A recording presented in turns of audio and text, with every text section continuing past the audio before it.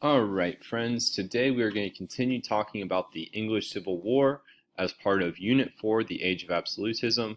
Today's lesson is titled Trials, Turmoil, and Revolution, and we're going to be looking at the trial of Charles I at the end of the English Civil War. So, some quick review questions to go over the stuff from the previous lesson. Which thing did Charles not do during his reign as an absolute ruler? Well, I know that he started wars in foreign countries. I know he made changes to the Anglican Church, but he did not force Parliament to approve taxes. I know this because he did not even let Parliament have their meetings. 2. What accusations led Charles to attempt to arrest members of Parliament? I know that Parliament had kind of accused Charles's wife of committing treason since she was French and Catholic, and so that had upset Charles and led to him trying to arrest those members of Parliament. Who supported Charles in the English Civil War? Well, I know that it was the wealthy landowners and kind of the nobility who were on the side of Charles. Was the name given to Parliament soldiers? Parliaments were known as the Roundheads, which is just a funny name. Which side won the English Civil War? Parliament won the Civil War. That's going to be what we look at today. How did Oliver Cromwell improve the army of Parliament? Well, he improved them by adding strict training and discipline to their regiments. And finally, what was the name of Prince Rupert's dog? The magic dog that helped the Cavaliers win battle? I know, his name was Boy, and he was a very good boy. So, let's talk about the trial of Charles I. Now, Charles had been defeated in the English Civil War. It was decided that he would go on trial, and he was charged with treason. Charged with treason for turning against England and causing the destruction of the country. All of the blame for the death, the burning, the pillaging, everything that had happened in the war, the entire blame was going to be put on Charles. And this is, a lot of people might relate this to Germany at the end of World War I with the Treaty of Versailles, where they had to take full blame for things.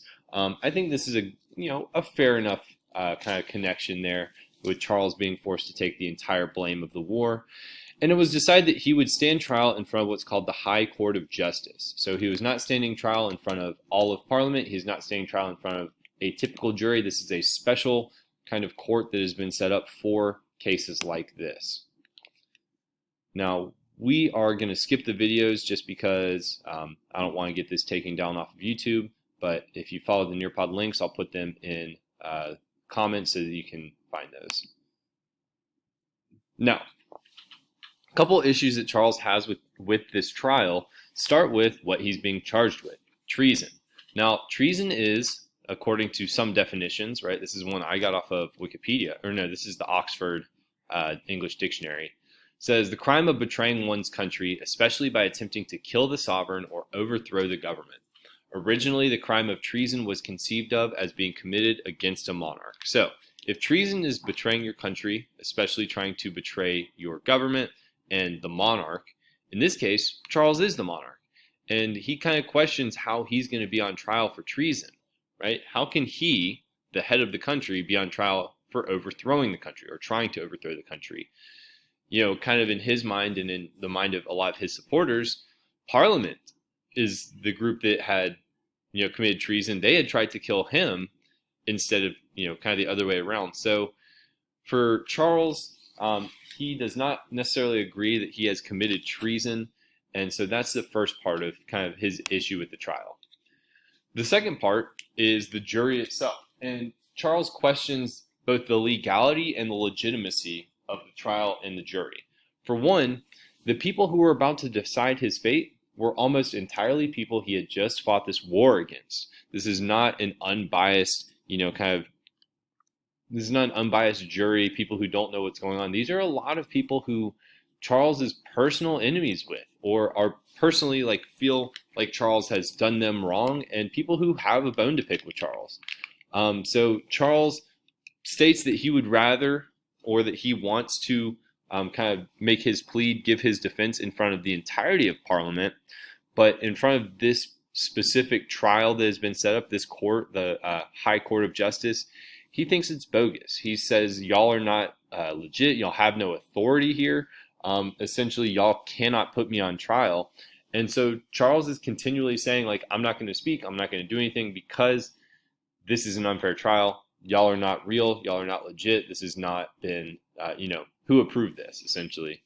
And so, of course, the people in the court are constantly claiming, yes, we do have the authority to do this. Yes, we are doing this. Yes, you are on trial. So finally, Charles questions the authority of this group in comparison to his. Now, this is where the idea of divine right kind of comes in.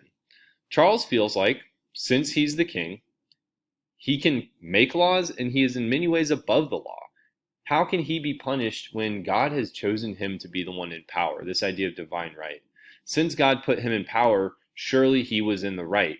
And surely any real trial that was not, this high court of justice that he doesn't like, he's like, surely in any real trial, it would show that. It would show that I was in the right. So Charles does something that is probably not very wise. He decides he's not going to use a lawyer, and he's not going to defend himself. He's not taking this trial seriously. He doesn't think it's legit, and so he is not going to participate in it. Right? He's saying, I'll sit here, but I will not speak. I will not talk to you. I will not defend myself to you. Put me in front of all of Parliament, and then I'll talk. But this group that's right here right now, I am not participating with. They have no authority. I'm the king. God put me in power.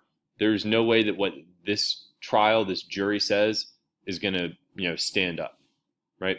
So over 3 days of trial, Charles is listening to insults, accusations, kind of a lot of things being lobbed at him, and he essentially takes it. He doesn't say anything at all. There is one famous quote that comes out of this from Charles, and it looks like this. He says, "No earthly power can justly call me, who am your king, in question as a delinquent. This day's proceedings cannot be warranted by God's laws. For on the contrary, the authority of obedience unto kings is clearly warranted and strictly commanded in both the Old and New Testament. For the law of this land I am no less confident that no learned lawyer will affirm that an impeachment can lie against the king, they all going in his name, and one of their maxims is that the king can do no wrong. The arms I took up were only to defend the fundamental laws of this kingdom against those who would have supposed my power hath totally changed the ancient government." So this is what Charles is saying to the government here, saying to this high court of justice, quite really questioning the authority of the group, right? Saying no earthly power can call me into question as a delinquent. I'm the king, and God has put me in power, and the only person who can judge me is God. This day's proceedings cannot be warranted by God. For on the contrary, the authority of obedience unto kings is clearly warranted and strictly commanded in both the Old and New Testament. In that line, he's saying, in the Bible, it tells you to be obedient to your king. I am the king, and you have to be obedient to me. It is commanded in the Old and the New Testament. Putting the king on trial can clearly not be allowed. So he really just has issue with this trial in general. So I've asked people multiple times, do you believe Parliament should be able to bring the king to trial? Should the king be able to act above the law? Why or why not? And I get different story or different answers from everybody. This is a personal opinion. Do you think Charles is in the right? Do you think Charles is in the wrong? Do we think that his punishment is unfair? I think a lot of folks mention that they think the trial is unfair, but Charles does need to go to trial. So, interesting ideas. So, regardless of what we believe, Charles was on trial, and at this time, the punishment for treason was death, and for Charles, that's going to be beheading. So, despite the king kind of saying that the trial was not legit, the trial went on, they found him guilty, and to the shock of many, Charles was held to the same standards as others, thus leading to him having a real hard haircut in broad daylight in what's called Whitehall. In the middle of the day on a Saturday. So this is the death warrant. This was what's signed by the High Court of Justice at the conclusion of the trial. It says, "Whereas Charles Stuart, King of England, is and standeth convicted and condemned of high treason and other crimes, and sentence upon Saturday last was pronounced against him by this court, to be put to death by the severing of his head from his body, of which sentence execution yet remains to be done. These are therefore to will and require you to see the said sentence executed in the open street before Whitehall upon the morrow." I know that's confusing, written in old-timey. Essentially what they're doing is saying Charles is going to get his head cut off in the open streets before Whitehall tomorrow. he's going to have his head separated from his body. And here we see an image of it. This is a pretty popular image. I always find it interesting looking at some of the different reactions. You have people cheering, at the same time you have people turning away, you have people fainting, you have the kind of people, the executioners, and these would be, a lot of the folks up here are the leaders of the trial. This is Oliver Cromwell here.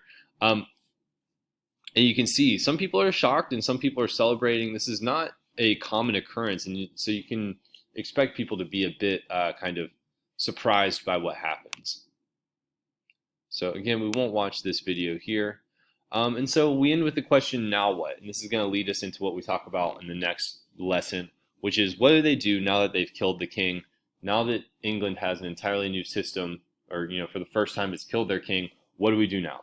And so we'll talk about that in the next lesson.